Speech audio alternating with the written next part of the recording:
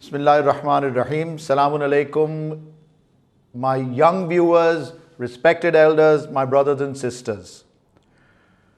We are on this journey where we are reviewing this book called Najmuth Saqib, authored by Muhaddis Nuri alayhi rahmah. And we are on chapter 4, part 5, which should be the last part of this chapter. We are now at the stage where Muhaddis Nuri alayhi rahmah is replying to the objections of the Ahl Sunnat scholars.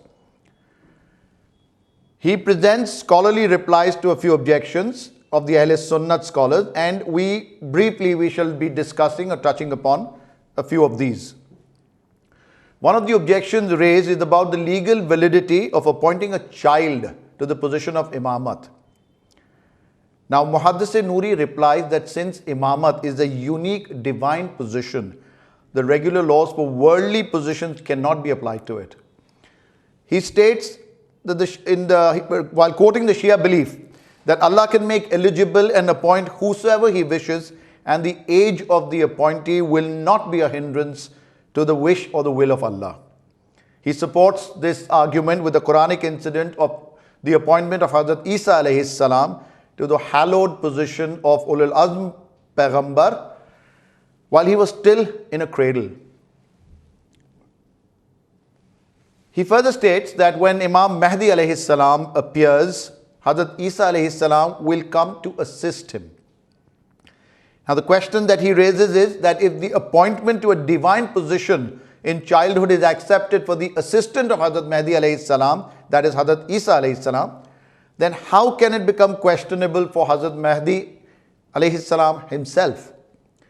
Finally, he highlights the contradictions of Ahl Sunnat scholars who on one hand object to Imam Mahdi alayhi salam while on the other claim instances of divine acts from the children of their very own scholars.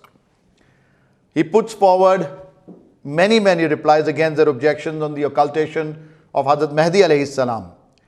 And one of the replies that he has given, where he quotes the incidents of Hazrat Khizr Paygham alayhi salam and Hazrat Musa alayhi salam, wherein the reasons for the action of Hazrat Khizr alayhi salam was evident only at the time of their separation, when Hazrat Musa and Hazrat Khizr alayhi salam separated. Likewise, the real reason for occultation would become evident at the time of reappearance of our Imam Hazrat Mahdi alayhi salam. With this, we conclude our discussion on chapter 4. Inshallah, next week we shall begin our discussion on chapter 5. Till then, we pray to the Almighty to help increase our recognition of the Imam and keep us on the straight path always. Khuda Hafiz.